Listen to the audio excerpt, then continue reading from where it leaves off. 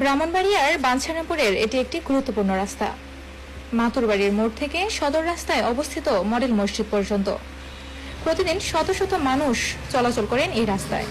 কিন্তু দুঃখজনকভাবে এই পথের পাশেই ফেলা হয় আবর্জনা, বাজার, ঘরবাড়ি কিংবা দোকানের ময়লা।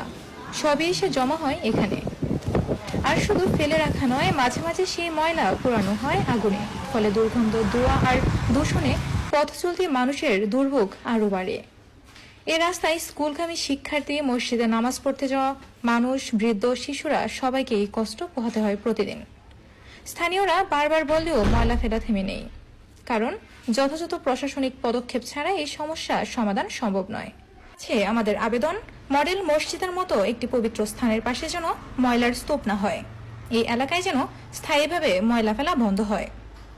আমরা সবাই মিলে সচেতন হলে, স্থানীয় প্রশাসন সহযোগিতা করলে এই পথ আবারও হতে পারে সুন্দর ও সবার জন্য ব্যবহারযোগ্য। চলুন আমরা সবাই মিলে আওয়াজ তুলি, রাস্তা নয়, ময়লার জায়গা আলাদা চাই, পরিচ্ছন্ন বাঞ্ছারামপুর চাই। আপনার সচেতনতা আপনার শহরের উন্নয়ন। ব্রাহ্মণবাড়িয়ার জেলা স্টাফ রিপোর্টার।